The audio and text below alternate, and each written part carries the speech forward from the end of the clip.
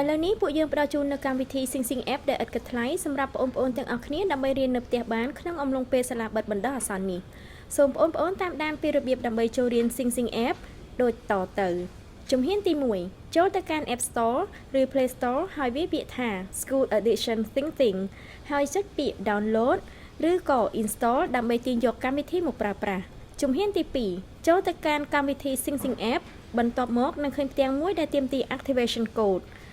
ជំហានទី3បន្ទាប់ពីបញ្ចូល Activation Code រួចនោះនឹងចេញផ្ទាំងមួយទៀតដែលទាមទារឲ្យបញ្ចូល ID និង Password ដើម្បីទទួលបាន Activation Code ID និង Password សូមធ្វើការទំនាក់ទំនងមកកាន់យើងខ្ញុំតាមរយៈ Facebook Page ឬតាមរយៈលេខទូរស័ព្ទដែលមានបង្ហាញនៅចុងវីដេអូនេះដើម្បីសិក្សាSingប្រកបដោយប្រសិទ្ធភាពខ្ពស់បងប្អូនអាចជ្រើសរើសល្បែងបំពំប្រាជ្ញាណាមួយក៏បានចំនួន3ក្នុងមួយថ្ងៃកម្មវិធី Sing មានបែងចែកកម្រិតនៃភាពលំបាកតាមវគ្គនីមួយៗចាប់ពីកម្រិតដំបូងរហូតដល់កម្រិតខ្ពស់បំផុតវគ្គ1កម្រិតដំបូងណែនាំសម្រាប់អ្នកចូលលេងដំបូងវគ្គ2កម្រិតមធ្យម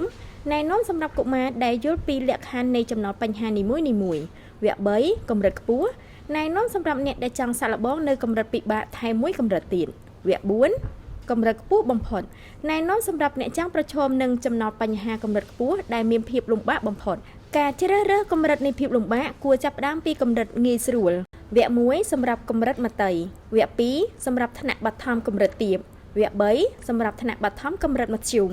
វគ្គ4សម្រាប់កុមារធំដែលចង់សាកល្បងកម្រិតលំបាកខ្លាំង